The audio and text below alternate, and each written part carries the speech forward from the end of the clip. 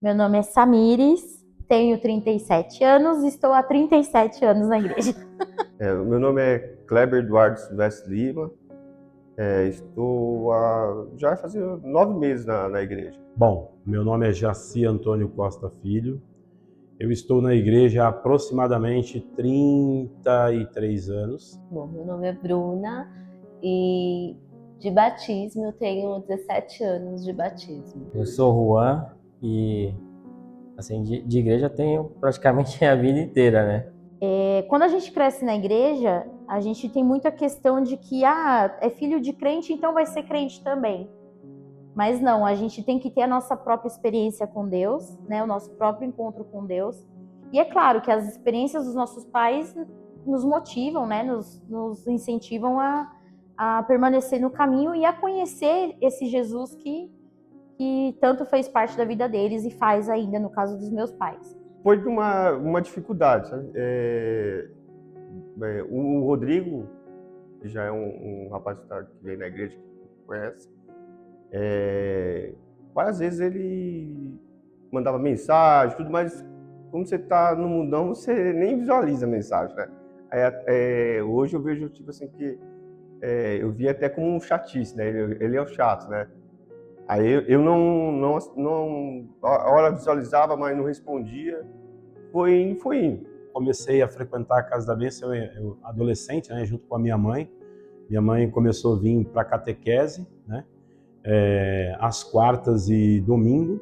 E aí eu vinha participar com ela, né, nas campanhas. Eu tinha um problema, né, de sumir de casa desde os 9 anos de idade.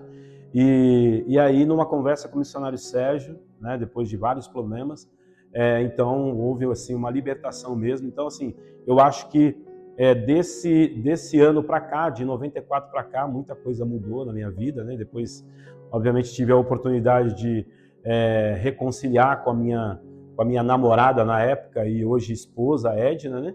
E a gente casou em 99, tivemos a nossa filha Débora em 2005, né? E estamos aí na caminhada, eu e ela e a família toda na caminhada. Bom, eu fui nas minhas férias escolares. Eu costumava ficar durante as férias com a minha madrinha, né, com a minha tia, e ela já frequentava a igreja na época lá na catequese. E durante as férias eu sempre vinha com ela, tinha meus 11 anos de idade, mais ou menos. E, na época eu frequentava a igreja católica, né, com a minha família, e durante as férias com a minha tia eu vinha com ela.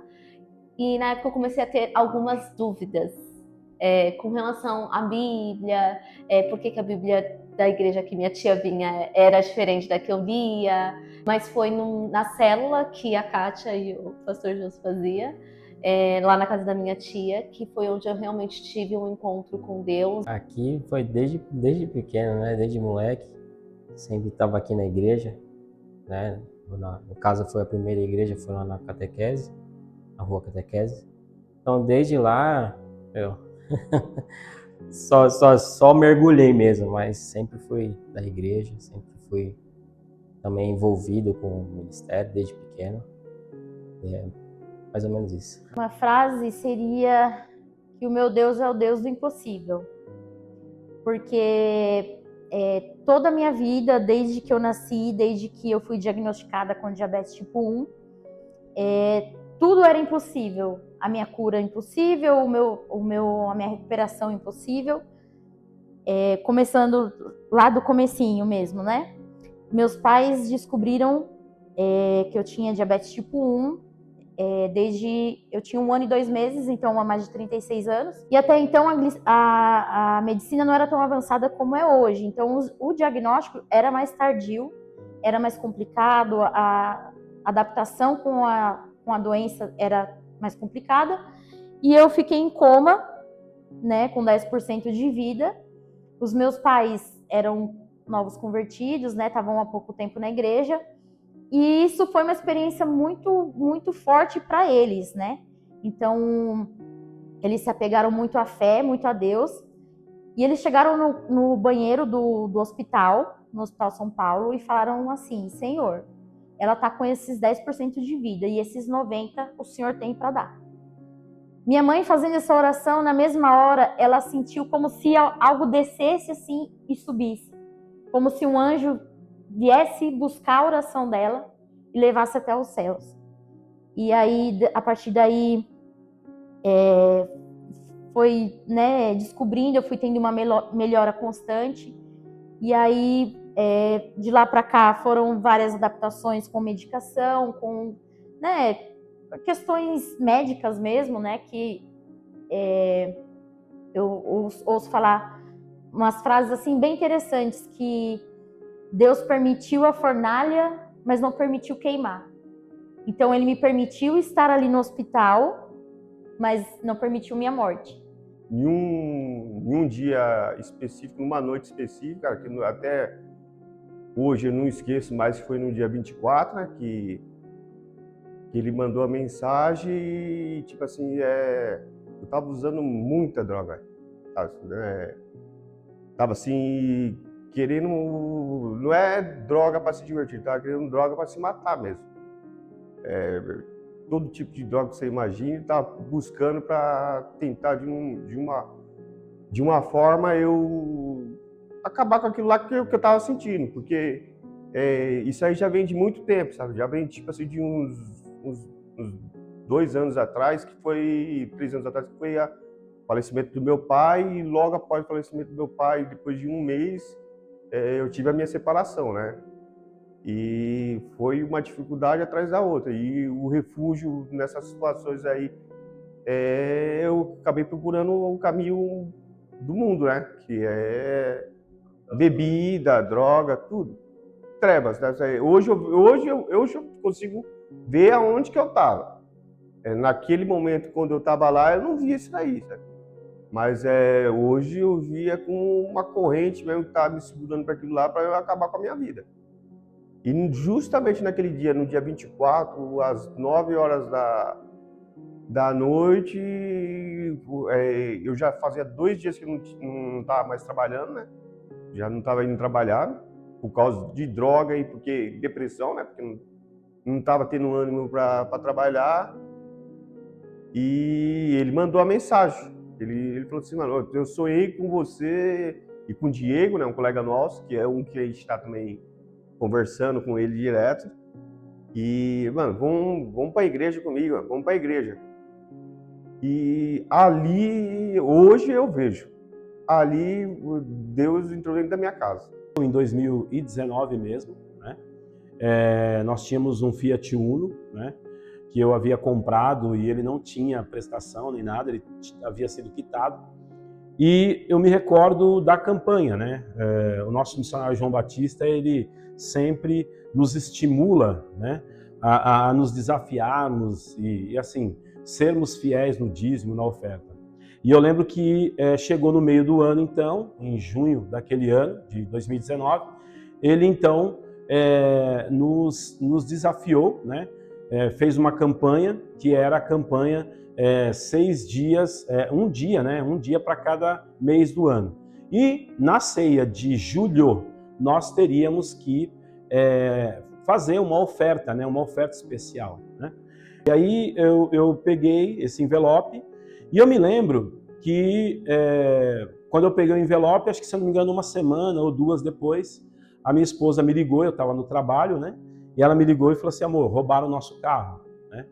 Eu falei, poxa vida, roubaram? Roubaram, mas você tá bem e tal? Ela, tô bem. Aí alguém da empresa me levou, fui até em casa, perguntei se ela estava bem, se estava tudo certo. Ela falou que deixou o carro estacionado, quando voltou não estava mais, né? E, assim, a gente fica um pouco triste porque a gente depende do carro e tal, tudo mais. E aí eu lembro que eu fui até a delegacia, fiz lá o boletim de ocorrência, tudo certinho.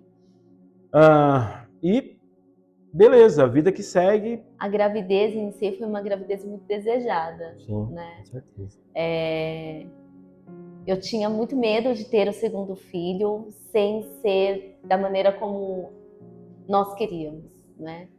E quando nós decidimos, que eu falei, amor, agora eu me sinto pronta depois de quase 9 anos, né? Que é a idade da Laura.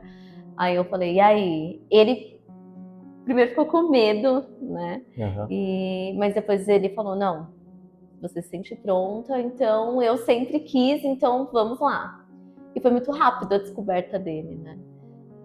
Eu lembro que a gente decidiu em novembro que a gente teria o segundo filho, e em dezembro, no nosso aniversário de casamento, a gente descobriu que estava grávida do Caio. Bom, o primeiro susto foi quando a gente estava em casa, dia normal, né? Tava de férias e a gente estava assistindo culto online, né? O Caio estava dormindo.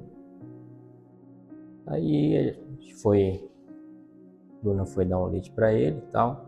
Antes disso, aí ele começou a ficar, do nada, começou a ficar duro. Daqui a pouco ele começou a ficar meio roxo, deu aquele desespero. A única reação que eu tive foi pegar ele no colo.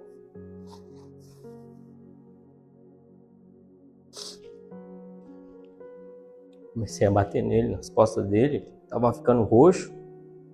Não sabia o que estava acontecendo. Não sabia se estava engasgando. Ele simplesmente ficou duro. Começou a ficar roxo e a gente começando aquele desespero. Tava só eu e ela em casa. A gente correu pro hospital. E aí esse foi o primeiro susto assim que a gente tomou, né? Assim, foi bom que a gente levou ele no hospital logo em seguida, porque ele estava como ele era bem recém-nascido, estava um pouquinho amarelo, então ele teve que ficar internado porque precisou dar um banho de luz nele. E essa questão dele ter engasgado lá, graças a Deus não foi nada muito sério nesse momento. Tudo isso para que tivesse um propósito, para que o meu testemunho alcançasse outras vidas, né? E a fé que essa experiência meus pais tiveram, porque eu tinha um aninho, então não era uma experiência minha, era uma experiência dos meus pais. Mas com o passar do tempo, a gente, como eu falei no começo, a gente vai tendo a nossa experiência, o nosso encontro com Deus, nosso devocional, a nossa experiência, né? Que isso influencia bastante. E aí um desses testemunhos e experiências próprias foi com o nascimento da Iris, minha filha. Foi uma gravidez de alto risco, onde os médicos falavam assim, olha, se esse feto sobreviver, se vingar, vai chegar até os 7 meses, vai nascer prematura, ela vai ter hipoglicemia quando nascer, que é quando a glicemia cai, e vai faltar oxigênio no cérebro dela. Então você vai precisar ter ela numa maternidade que tem UTI neonatal e UTI para você. Porque quando ela nascer, vocês duas vão para UTI. Porque o risco é muito grande. Então, assim, eu pensava comigo, Senhor, que seja mais uma experiência, que seja mais um milagre. Não para minha glória, mas para a sua glória. Para que todos vejam que o Deus que eu sirvo é um Deus de milagre. E aí, a partir daí, eu fui sempre orando, a igreja também orando junto com a gente, né? Porque a gente precisa estar unido com gente de fé, com gente de propósito com Deus, de vida com Deus. Eu ouvia muitas coisas, é claro que os médicos estudam para isso e eles veem essas questões, né? De complicações de pós-parto, complicação na gravidez. Foi uma das, porque depois que eu ouvi aquilo lá, do jeito que eu estava lá, do jeito que eu estava na minha casa, pensando no que eu estava pensando, aí tipo assim, hoje eu vejo que foi o Espírito Santo, porque eu fiquei a noite toda acordada, chorando,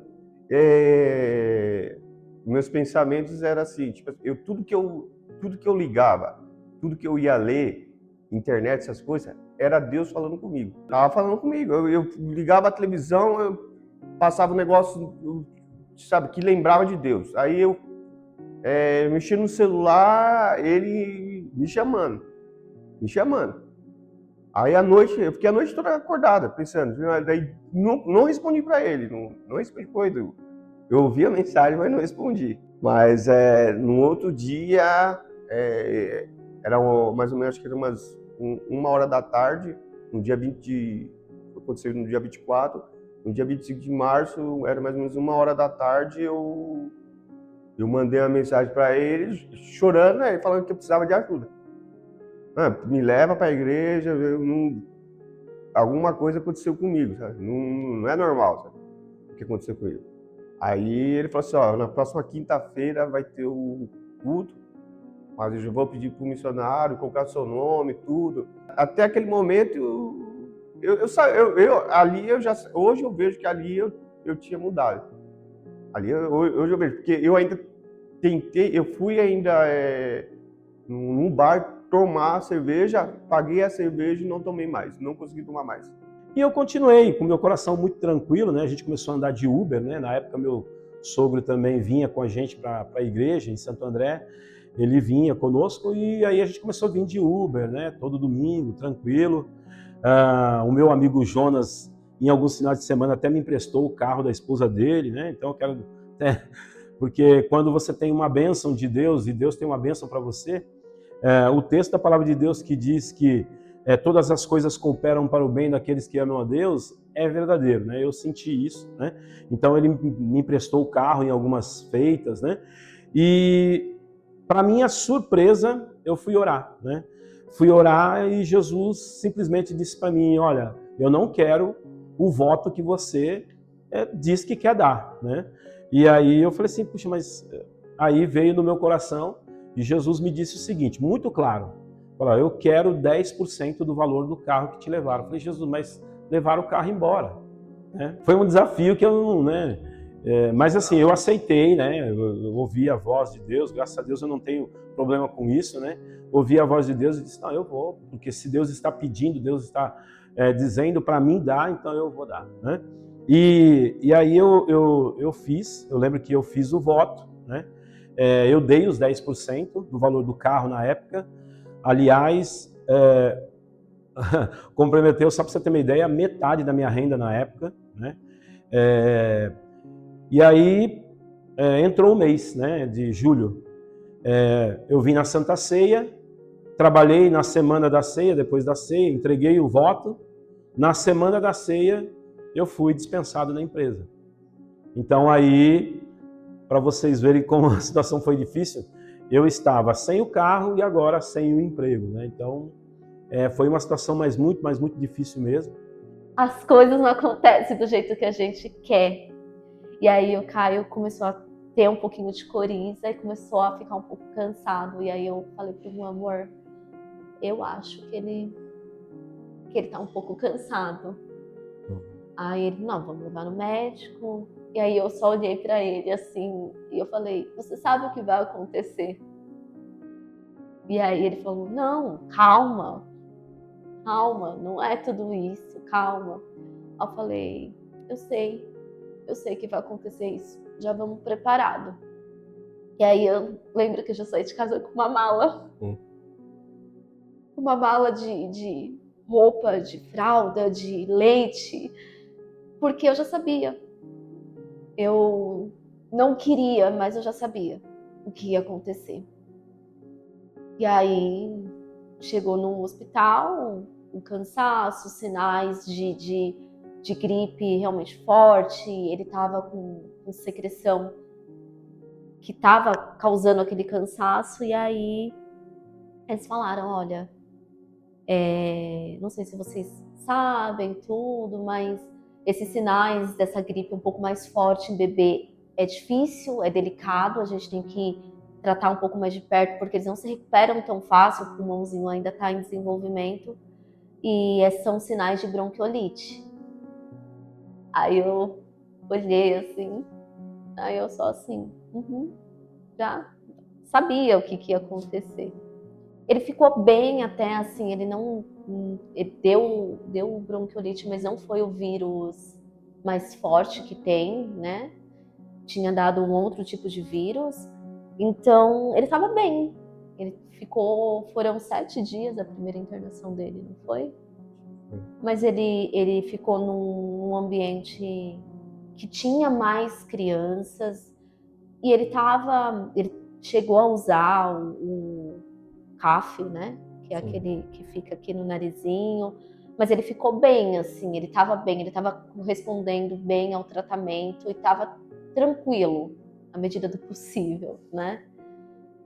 Só que eu comecei a ficar um pouco nervosa durante a internação, porque ele já estava apresentando sinais de melhora e o hospital não liberava a gente para ir para o quarto.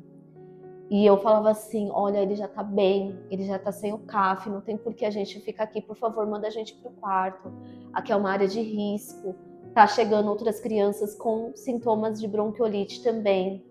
E eles seguravam demais a gente lá. Aí passou uma semana da alta dele. Eu falei pra mãe, eu estou sentindo que o Caio tá cansado. Ele, amor, acho que é impressão sua. Né? Porque assim, ele passava o dia bem, mas quando chegava à noite, na hora de dormir, é igual a gente, né? A gente quando fica doente é assim, né? Pô, a gente tá teoricamente bem durante o dia, tá ali tomando remédio, tá bem, chega à noite, dá aquela baqueada e a gente fica mal. E chegava à noite, o Juan já tava trabalhando normal, já tinha voltado à rotina, e eu falei assim, amor, ele tá cansado, eu tô preocupada. E aí vai a gente pro hospital de novo. Só que aí foi devastador pra mim. Foi devastador porque a médica falou assim, a gente vai ter que colocar uma sonda nele. Porque do jeito que ele tá respirando, ele tá fazendo muito esforço. E se ele tomar uma madeira assim, não vai surtir efeito o tratamento. Ele vai sobrecarregar a respiração dele. E aí eu só chorava. Eu só chorava. E aí elas ficaram, calma, não acredita em Deus? E eu falava, eu acredito, mas eu não quero que ele passe por isso. E eu só chorava, eu não conseguia ter forças. Eu me sentia muito, muito vulnerável, muito. Eu só pensava assim, meu Deus, por quê? E não por que Deus me devia uma explicação. Mas eu só pensava de por que ele não eu? Eu aguento. Eu tinha acabado de passar pela cirurgia, então eu falei assim, Deus, eu aguento de novo, não tem problema. Eu fico de novo, mas ele não. Ele eu não aceito. E eu chorava tanto, eu não tinha forças pra nada, pra nada. Mas aí começou ali um trabalhar de Deus nas nossas vidas, assim. Que aí eu praticamente fiquei um mês ali no hospital, porque aí ele já tinha ficado 7 dias ou era 10 dias, eu não me lembro agora, na primeira vez. Acho que foi mais ou menos isso. Mais ou menos isso, 7, eu não 10 lembro, dias. mas eu sei que ele ficou uma semana em casa e voltou pro hospital de novo. E aí foram muitos dias difíceis, muitos, muitos, muitos. E parecia que só piorava. Só piorava. Era uma secreção sem fim, que eu só falava assim, meu Deus, como cabe tanta coisa no nariz de um neném. Porque eles passavam a sonda para limpar tudo e não parava. Eu falava assim, meu Deus, ele não tá melhorando. Eu não sentia melhora. E aí eu fiz a pior oração da minha vida. Eu tenho até vergonha de falar isso. Mas só Deus sabe que eu fiz essa oração, nem o Juan sabe. Mas eu falei para Deus, Deus, não deixa ele sofrer. Se for pro Senhor levar ele de volta pro Senhor, eu sei que foi o Senhor quem me deu ele, mas se o Senhor quer ele de volta, leva, mas não deixa ele sofrer desse jeito. Eu lembro que eu chorei tanto nesse dia, que eu fiquei com vergonha de ter feito essa oração, mas eu fiz. Porque eu não aguentava ver meu filho sofrendo. Durante o tempo que ele ficou no hospital, a gente imagina que não, ele vai ficar aqui 2 dias, 1 dia, 2 dias. Parecia que as coisas só ia piorando, a situação dele, a saturação dele sempre caindo e aumentando sempre mais o oxigênio. E os médicos falando, não, a gente vai ter que entubar ele. Daí, pô, você vê seu filho, a situação que ele tava, cheio de aparelho, não conseguia nem se mexer direito. Os médicos ainda falando que teria que entubar ele. Acabava com a gente. Muitas vezes as pessoas falam assim, nossa, você já se perguntou por que só você tem diabetes? Na sua família, do diabetes tipo 1? Aí eu paro para pensar, eu falo, porque Deus quis assim e Ele tem um propósito para isso. Então, até na minha gravidez, até na minha gestação, eu respondi algumas meninas no Facebook, né, hoje em dia não é mais no Facebook, mas eu respondi umas meninas que estavam passando pela mesma situação que eu, e eu dei palavra de fé, dei palavra de ânimo. Não, crê em Jesus, busca a palavra de Deus que vai dar tudo certo. Então elas se sentiam mais confortadas por eu passar a minha experiência. Quando eu passava pelos pré-natais, né, pelas consultas de pré-natal, e aí a médica falava assim para mim, olha, você tem noção que a sua glicemia descontrolou de uma forma que seu bebê vai morrer dentro de você? E aí você tentando, e aí chega uma palavra dessa para te desanimar, sabe? Para te desencorajar. E aí eu buscava fé, eu buscava em oração, fazia propósitos, eu buscava conselhos. Então, assim, foi todo um período muito, muito conturbado, mas de experiência, de deserto. De deserto, porque deserto é feito para passar e não para morar. Então, foram nesses desertos, nessas passagens de deserto, que eu cresci, que eu amadureci, e tenho muito que crescer ainda, né, que amadurecer. Então, teve um dia que eu estava no último ano, né, da escola, enquanto eu estava grávida, e aí eu liguei para minha avó, e aí eu falei com ela assim, vó, tá difícil, tá puxado, tá complicado. Aí ela falou para mim assim, olha, o mesmo Deus que te tirou daquela UTI vai te dar forças para você conseguir. E aí, graças a Deus, foi dando tudo certo. Muitas palavras de ânimo, de sabedoria, né? Porque, como eu falei, a gente tem que andar com pessoas que ajudem a nossa fé, né? Que a gente una forças e consiga vencer. Então, várias pessoas deram palavras assim de ânimo. Não tem mais, não tinha mais sentido. Aonde que eu estava, não tinha mais. Deus é um caminho sem volta, né? Hoje eu vejo, quando a gente crê, quando a gente sabe e sente, é difícil. Toda vez que eu falo, eu me emociono porque eu senti ele lá. Ele estava comigo. E está até hoje, mas aquela noite lá foi quando ele tirou eu dali, sabe? Tirou eu como um pai faz, né?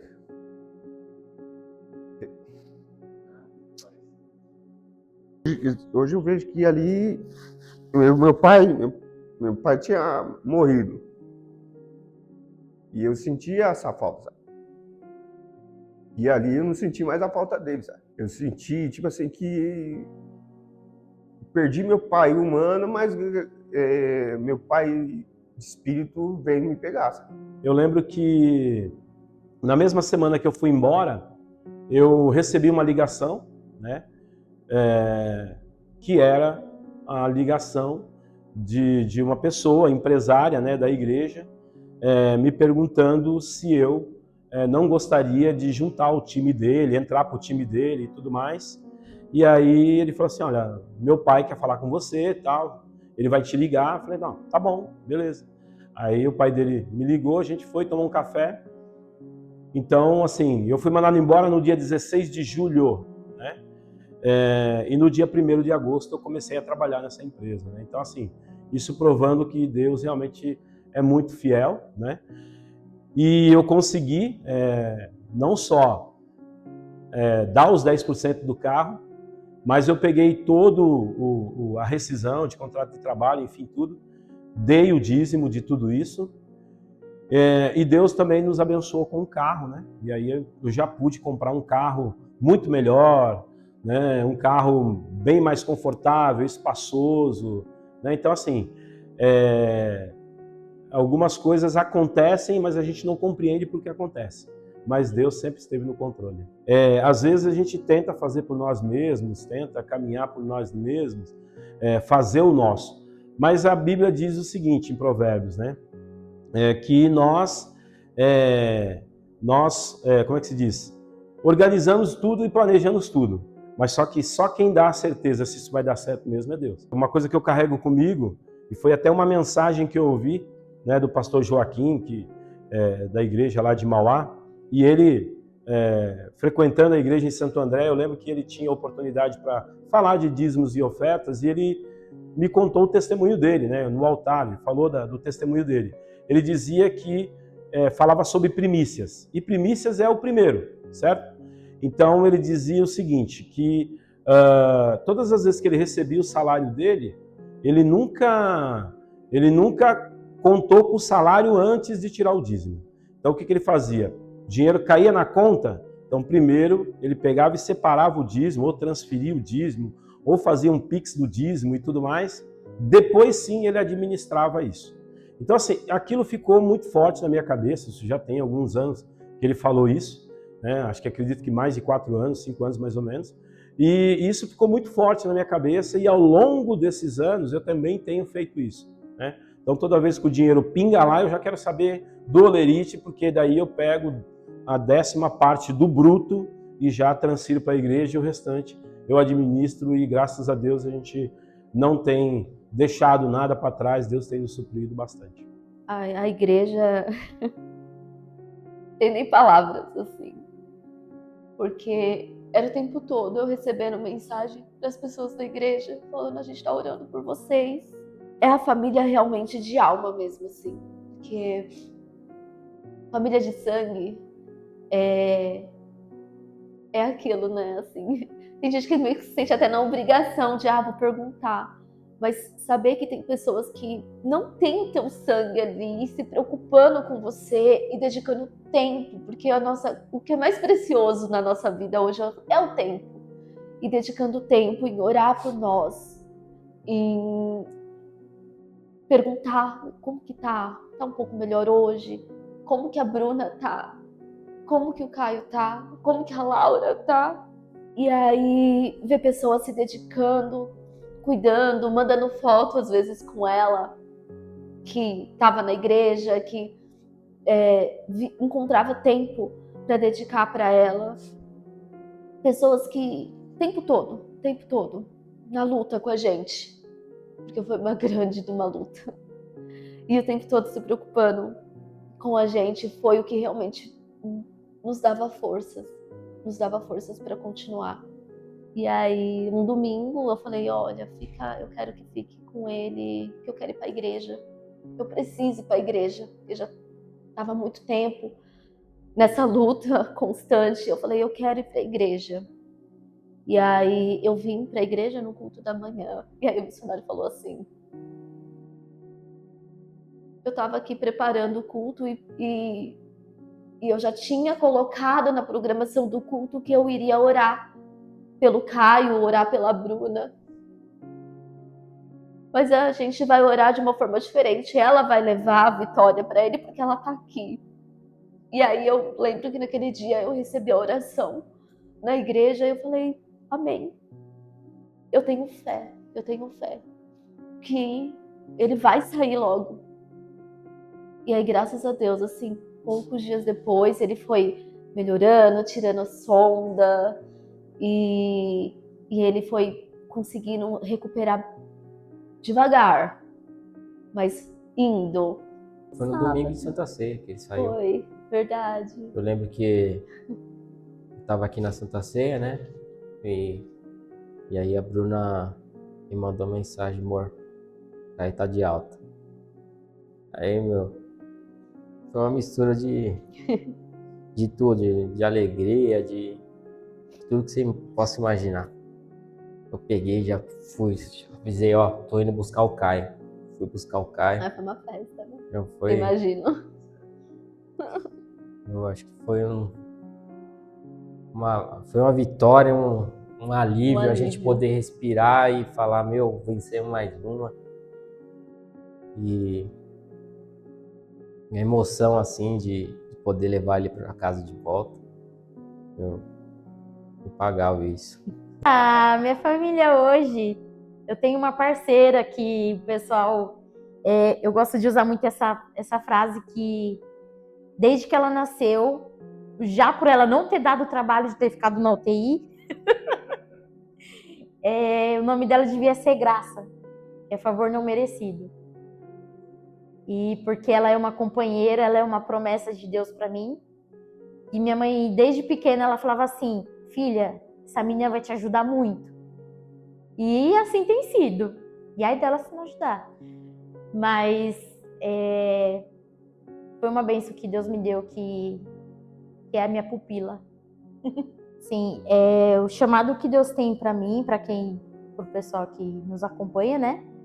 Para mim e para ela também, é o chamado para música, né? Pro louvor. Então, desde pequena, eu recebia muitas visitas, né? Nos hospitais, nas UTIs, e os vários pastores falavam assim: essa menina tem um chamado para o louvor. E eu tenho isso muito no meu coração, que o louvor é uma forma de agradecimento. É uma forma de eu expressar, não é nada, mas o meu coração é tudo que eu entrego para Deus. E todo esse dom que Deus tem me dado e que eu tento, né, executar com excelência, é o que eu tenho passado também para ela, e é um chamado que eu vejo que ela também tem. Então, tem um pedacinho de uma música, se eu puder cantar. Claro, por favor. Fala assim: aquilo que parecia impossível, aquilo que parecia não ter saída, aquilo que parecia ser minha morte, mas Jesus mudou minha sorte. Sou um milagre, estou aqui. Estou aqui, eu sou um milagre. Eu sou a prova viva de um milagre. E a Iris também. Hoje eu vejo que ainda eu tenho muita coisa para melhorar. Eu sei. Tem muita coisa que tem coisas que, vamos dizer, que ainda nervosismo, essas coisas assim, de você estourar assim, e é coisa que eu sempre peço para Deus ter misericórdia e me controlar nessas coisas. Mas eu mudei tudo, sabe? O jeito principalmente comigo mesmo. Eu não tinha controle eu tinha que tomar remédio para a saúde, não tinha. Hoje eu tenho preocupação com a minha saúde, sabe? Eu não tinha preocupação com a minha saúde. Hoje eu tenho preocupação com a minha filha, com o que ela está estudando, o que ela está aprendendo. Não tinha isso. Na época não via nem caderno, né, dela na escola. Sabe? E hoje eu tenho essa preocupação comigo, né? E a preocupação com as outras pessoas. Essas coisas que eu não tinha. Não tinha saúde, não cuidava da minha saúde. Coisa que Deus, ele restaurou o Espírito Santo todo o meu espírito, mas no meu corpo também, ele vai cuidar da saúde também, porque eu acho que eu preciso disso hoje, né? Testemunhar. As pessoas saber que Deus existe e Ele me tirou de um lugar que é terrível. E tem pessoas que estão nesse lugar e precisa só isso, sabe? Conseguir voltar a trabalhar, ter amizades, a mudança. Hoje eu não consigo ver, sabe, isso, mas as pessoas hoje conseguem ver luz em mim, coisas que as pessoas não viam, não me notavam, sabe? Hoje ele está dizendo: você está totalmente diferente. Tem até uma pessoa que é da segurança do trabalho, lá no trabalho, lá, que ela falou: sabe, você está com uma áurea diferente de uns tempos para cá. A gente não consegue, sabe? É só Deus. Tem que procurar Deus, porque eu não tentei parar por causa das minhas filhas, não consegui. Tentei parar por causa da minha mãe, não consegui. Agora, quando vem o Deus, eu acho que tem que procurar Deus. É só Deus para salvar a gente, para tirar Da onde que eu saí lá, ninguém nesse mundo pode tirar, só Deus. E Ele tirou. O que eu falo para eles é isso, é procurar... a gente não tem dominação de igreja, mas procurar uma igreja, procurar Jesus, que é a única salvação. Para nós, hoje eu vejo, quando eu estava, as pessoas podem até... A pessoa que está hoje, igual vi esse vídeo, talvez esteja nessa situação, eu estava desse jeito. E eu estava numa vida terrível. E minha filha não conseguiu tirar, minha mãe não conseguiu tirar. Foi Deus que tirou. Olha, eu diria o seguinte, né? Que em primeiro lugar a pessoa ela precisa ter fé, né? Eu acho que a fé é primordial e muita confiança em Deus. Precisa confiar em Deus porque bens materiais você conquista, né? E claro, eu diria também o seguinte: nós estamos nessa terra, né? E essa terra é conturbada, né? A própria palavra de Deus diz que o mundo jaz no maligno, né? Então, você está sujeito a vários intempéries. Então, assim como eu fui vítima de uma pessoa que pegou o carro e levou embora, você também pode ser. Mas a sua convicção em Deus e a certeza em Deus, ela precisa permanecer, né? Porque é aquilo que eu falei, bens materiais você recupera, né? Mas não perca o foco, né? Esteja em Deus, porque se uma coisa sai da sua vida, é para que uma outra melhor venha, né? Então, se você está em Deus, né? Se você está firme com Deus, Deus ele vai tirar uma coisa e colocar uma outra muito melhor e superior. Então, é importante ter isso. Eu diria o seguinte: fé e propósito em Deus para essa pessoa. Oi, mamãe. E foi? Como que tá, meu Olha ele amor? aí, ó. Como que tá? Tá com Olha vergonha. Aqui, Olha ó. aqui. Olha lá. Como que tá o Caio? Fala, eu beleza? tô bem, graças a Deus. Né, viu? Fala, tô tocando um montão de bateria pra Jesus. Não tenham medo de pedir ajuda. Tanto de Deus, claro, em primeiro lugar, mas quanto das pessoas.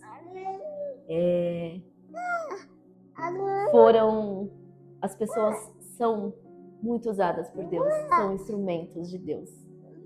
E a igreja, nossos amigos, foram pessoas que realmente foram muito usadas por Deus para que a gente conseguisse passar por tudo isso e saísse forte.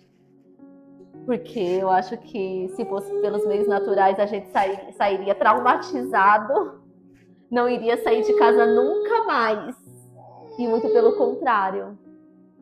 Quando saímos disso, quando passamos por tudo isso, a primeira coisa que eu e o Juan falamos era que a gente não vê a hora de voltar a ir para a igreja, de voltar à rotina de ir para a igreja, de levar ele para a igreja. E ele é apaixonado pela igreja. E era uma das orações que eu fazia também. Que eles, né? Eu sempre orava a Deus por eles e pela Laura, que eles sejam apaixonados por Jesus, que eles amem a igreja e que eles amem as almas. Mesmo após todas as lutas, 1 Samuel 7,12, até aqui nos ajudou o Senhor. Mesmo após todas as lutas, 1 Samuel 7,12, até aqui nos ajudou o Senhor. Mesmo após todas as lutas, 1 Samuel 7,12, até aqui nos ajudou o Senhor. Mesmo após todas as lutas, 1 Samuel 7,12, até aqui nos ajudou o Senhor. Aê!